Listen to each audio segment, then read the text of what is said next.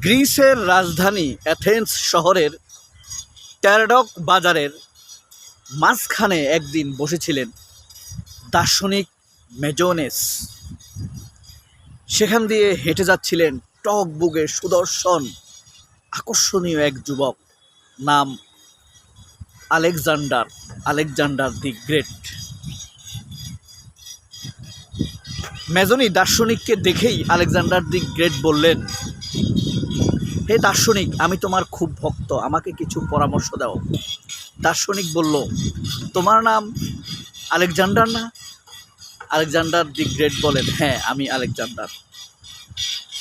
তখন ওই দার্শনিক বলল, আমার কাছে যারা আসে বুদ্ধি নেবার জন্য, পরামর্শ নেবার জন্য, তারা বিপদে পড়ে আসে। তুমি তো মাত্র ক্ষমতা নিলে, এখন আরাম আয়েশ বীরত্ব, আমার কাছে তুমি কেন এসেছো? তখন মহাবীর আলেকজান্ডার বললেন, মাত্র তো আমি ক্ষমতা নিলাম, আমাকে অনেক কাজ করতে হবে। আমি রোম জয় করব, পারস্য জয় করব, ব্যাবিলন, ইরাক এসব জয় করব, ভারত জয় করব। তখন দার্শনিক আলেকজান্ডারকে জিজ্ঞেস করলো, এসব জয় করে তুমি কি করবে? তখন আলেকজান্ডার জবাব দিল, আমি তারপরে আবার এই গ্রিসে ফিরে আসব, অ্যাথেন্স শহরে ফিরে আসব, বিকেলে চা খাবো, ছেলে মেয়েদেরকে নিয়ে গল্প করব, আমার বীরত্বের কথা শোনাবো, রাজত্বের কথা শোনাবো। তখন দার্শনিক মেজরে বললেন, তোমার এত কিছু করার দরকার নাই, তুমি এখনই সেই আরাম ভোগ করতে পারো, বিয়ে করে বাচ্চা নিতে পারো, স্ত্রী সন্তানদের সাথে গল্প করে বিকেলের সময় কাটাতে পারো। আলেকজান্ডার বলল, না, আমি তা করবই। আলেকজান্ডার পারস্য জয় করেছেন, অনেক কষ্ট হয়েছে, ইন্ডিয়ারও কিছু অংশ জয় করেছেন, রোমও জয় করেছেন, ব্যাবিলনও জয় করেছেন, কিন্তু অ্যাথেন্সে আর ফিরতে পারেননি। এই মহাবীর মশার কামড়ে ম্যালেরিয়াতে মৃত্যু হয়েছিল ইরাকের এক শহরে। এ হলো মহাবীরের কথা। ঠিক একইভাবে একদিন স্বপ্নে বাংলাদেশের এক সেনাপ্রধান মেজনিস দার্শনিককে স্বপ্নে দেখল। স্বপ্নে দেখার পর সে বলল, আমাকে একটা পরামর্শ দাও। বাংলাদেশের এই সেনাপ্রধান বলেছিল, কি পরামর্শ চাও? বলছে, আমি খুব আরাম আয়েশে আমার প্রাথমিক জীবন, চাকরির জীবন, শেষ জীবন কাটাতে চাই,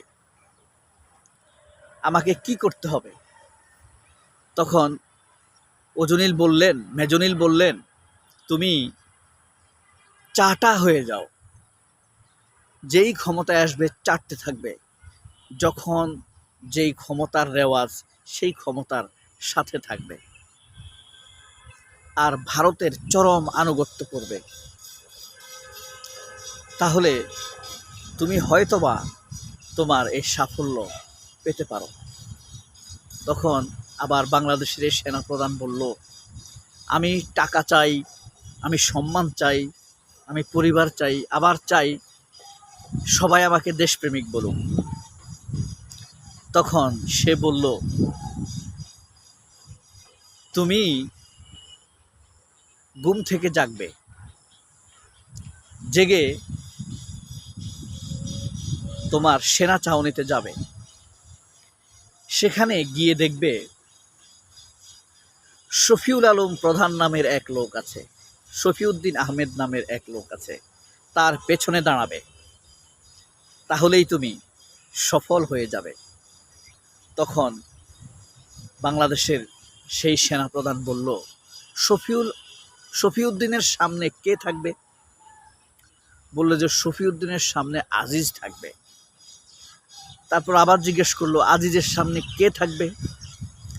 বললে যে আজিজের সামনে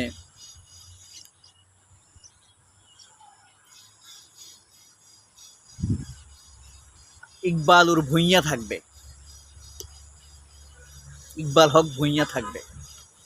তো ইকবাল ভূঁইয়ার সামনে কে থাকবে? বলল যে তার সামনে থাকবে আরেক ইকবাল করিম ভূঁইয়া। বলল যে তার সামনে কে থাকবে? বলল যে তার সামনে থাকবে আব্দুল মুবিন। আব্দুল মুবিনের সামনে থাকবে কে? মইনিউ আহমেদ। তো বলল যে এই সারিতে কতজন লোক থাকবে? বলল যে এই সারিতে অসংখ্য লোক থাকবে, তবে সবার সামনে থাকবে 4 জন লোক, উমিচাঁদ, রায় দুর্লভ, জগৎ শেঠ, তাদের সামনে মির্জাপর, আর তাদের সামনেই পড়ে থাকবে নবাব সিরাজের রক্তাক্ত দেহখানি। তখন তার ঘুম ভেঙে গেল সেনাপ্রধানের। এখন আপনাদেরকে বলতে হবে বাংলাদেশের এই সেনাপ্রধান এর নাম কি? আপনারা কি মনোজগৎ দিয়ে এই সেনাপ্রধানের নাম বলতে পারবেন? আমি বলতে চাচ্ছি না, থাম্বনেইলে আমি ছবি ব্যবহার করতে পারতাম।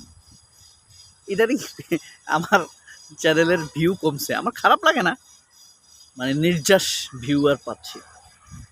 তবে ঝুঁকিপূর্ণ ভিডিও করেছি, এটা কোনোভাবেই থাম্বনেইলে আমি এই ছবি ইউজ করি নাই যাতে আপনারা উত্তর দিতে পারেন। আপনাদেরকে ভাবতে হবে, ভেবে ডিসাইড করতে হবে যে কে থাকবে সেখানে, কার নাম আসবে। এই লোকটিকে, স্বপ্ন দেখা লোকটিকে, সে এখন কোথায় আছে, ভবিষ্যৎ তার দ্বারা কি হতে পারে, তার নাম কিন্তু আমি এই ভিডিওতে নেই। এবং আরেকটি চূড়ান্ত প্রশ্ন করি, ধরেন বাংলাদেশের সাথে আর পাকিস্তানের ভবিষ্যতে কখনো যুদ্ধ লাগার সম্ভাবনা আছে কিনা? আপনি কি মনে করেন?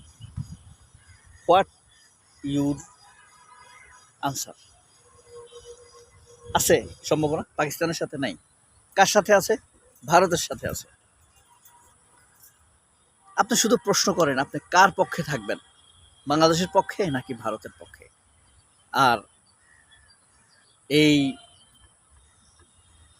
সেনাপ্রধান আসলে কার পক্ষে থাকবে বলে আপনার মন থেকে ডাক দেয়, কমেন্ট বক্সে লিখে জানাবেন।